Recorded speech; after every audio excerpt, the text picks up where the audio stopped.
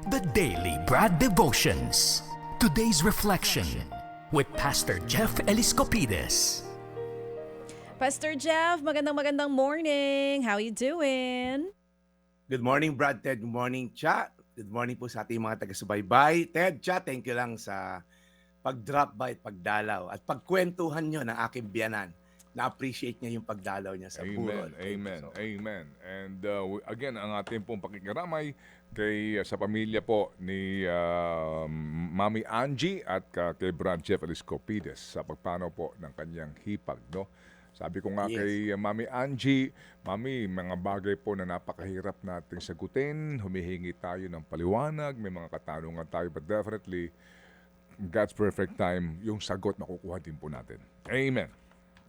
Okay, Brad. Yes. Sige. So, thank you very much, Brad. At ikay available. Yes, na-miss ka namin for 2 days. Dalawang araw tayo hindi nagkaniigan. Yon. At hindi ko lang alam kung ikay nagkaroon, makakataon din na Makaboto. bumoto. Oo. Nakaboto ka ba, Pastor?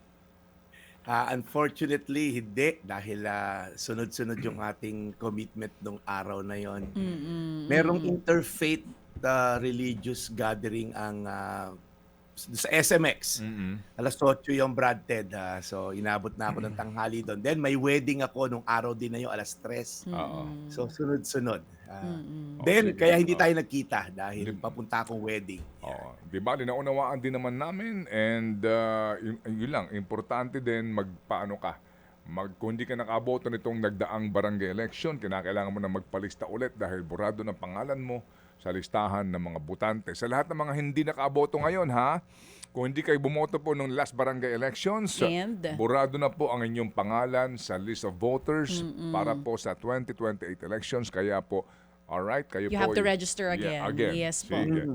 Anyway, so Brad Jeff, tayo magparehistro ngayon. Opo, sa magandang Yes. balitang ihahatid mo. Yeah. Okay.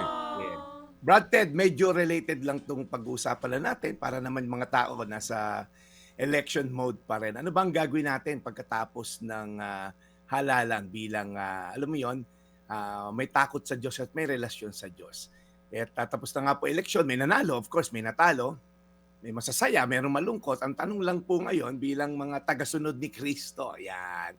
Bilang alam mong inaral naman natin na God is sovereign, ano po bang dapat nating response, lalo na sa mga tao magkakaroon ng posisyon ngayon? Ang sabi po sa Filipos 2:3, huwag kayong gumawa ng anumang bagay dahil sa makasariling hangarin o paghahangad na maitaas ang sarili. Sa halip, magpakumbaba tayo sa isa't isa at ituring na mas mabuti ang iba kaysa sa inyo. Ang ganda na itong sinabi na itong si Apostol Pablo. Simple lang yung paalala niya, humility over hostility. Okay? Character over a candidate. Unity over pride. Ang gusto ko lang po sabihin dito, based sa verse, hindi lahat ng panalo tama. Hindi rin naman lahat ng talo, mali. Alam niyo po, sa politika talaga may nananalo, pero hindi ibig sabihin, sila na ang sagot sa lahat ng mga problema ng bayan. At ang mga natalo naman, hindi rin ibig sabihin wala sila pong value, walang halaga. Sa mata po ng Diyos, ang tunay na panalo ay yung marunong magpakumbaba at tumingin sa kapwa na may respeto. Kahit iba pa, of course, yung kanilang posisyon, paniniwala, and all. So, ang tunay na may takot sa Diyos ay hindi lamang bumoboto, nagpapakita rin ng fruit of the Spirit na tinatawag. Hindi po yung kung natalo yung ating binoto and then magiging, alam mo yon, magkakaroon ka na ng rant sa Facebook, kung ano nasasabihin natin sa nanalo, wag po natin gawin yon. Ito rin po ay panahon ng pagpapakumbaba, hindi lang, of course, pagmamataas sa mga nanalo naman, ano? Kung nanalo yung sinuportahan mo, praise God. Pero tandaan, wag mong gawing dahilan ito para maliitin naman yung iba at gantihan na iba na, ano kayo, tama kami and all. Kung natalo naman yung kandidato mo, hindi ito lisensya para magalit sa buong mundo. Okay? At magsasabi na kung anong masasama.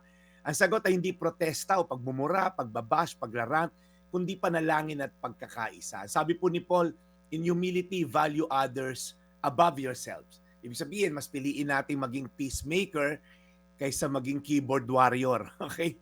O magwala, mag-rant, mag-create ng mga false at mga fake news. At sa huli po, sa bandang huli, si Kristo pa rin naman po ang hari.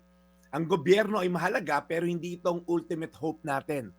Kahit sino pa nakaupo dyan, napag-usapan na po natin yan, I think last week, dapat po nakaluhod tayo sa Diyos dahil alam nating yung kanyang soberenya ang nasusunod. Pagdasal natin yung mga leader natin, sabi naman din sa Biblia yan, pray for the governing authorities, suportahan natin yung tama, ipaglaban yung katarungan. Pero higit sa lahat, maging ilaw po tayo sa gitna ng dilim ng pagkakabahabahagi po sa bansa natin. So at the end, pagkatapos po ng halalan, ang tanong ay hindi na sino binoto mo. Ang mas mahalagang tanong, paano ba mo minahal ang kapwa mo? Okay? Kahit hindi mo kakulay o kapartido o binoto yung taong binoto nila. Let's choose humility, unity, and of course, let's choose Jesus. Again po, Filipos 2:3. Huwag kayong gumawa ng anumang bagay dahil sa makasariling hangarin o paghahangad na maitaas ang sarili.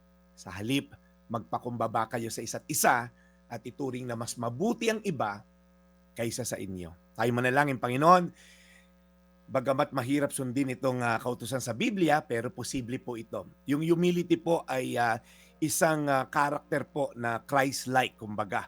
In fact, sabi nyo nga, you oppose the proud. Kinakalaban nyo raw yung mga mapagmataas. But you give grace to the humble. Kaya Lord, pag kami mapagpakumbaba, despite sa aming posisyon, binibiyaan mo kami ng grasya sa para mag-lead at para maging isang tao na binigyan ng posisyon na karapat-dapat. Salamat, Panginoon, sa mga taong nagpapakumbaba ngayon at pilit na inuunawa ang resulta ng eleksyon. Again, Lord, unahin ang mali, mag-rejoice sa taba. Salamat sa iyong kabutihan sa pangalan ni Jesus. Amen. Amen. At Panginoon, salamat po muli sa pagkakataon na makapakinig ng napakagandang aral mula kay Brad Jeff this morning. Alagaan niyo po siya lagi, bless his family, at gabayan po siya sa kanya pong pagmimisyon araw-araw. In Jesus' name we pray. Amen. Amen. Salamat, Brad Jeff. Thank you for the good reminder to be magnanimous either in victory or in defeat, mga kapatid. Alright, so Brad Jeff, sige, so tapos na ang halalan. Oo, so Balik tayo sa regular programming at sa regular na buhay.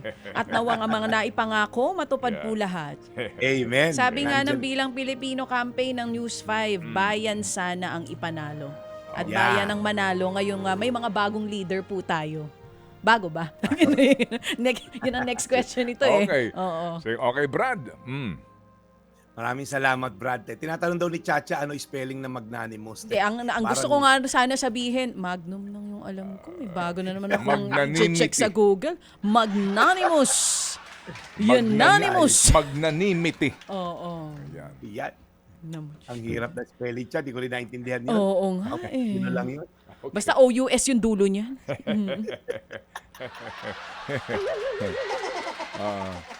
Diba? The joy of victory and the agony of defeat. Yan. Diba? Okay. Malalim, Cha. Sige. Lalim. So Brad Jeff, bukas tayo ulit. Maraming salamat, Brad Ted. Ito po ang inyong Daily Brad, your daily dose of inspiration. Thank you very much, Brad Jeff Eliscopides, serving the people.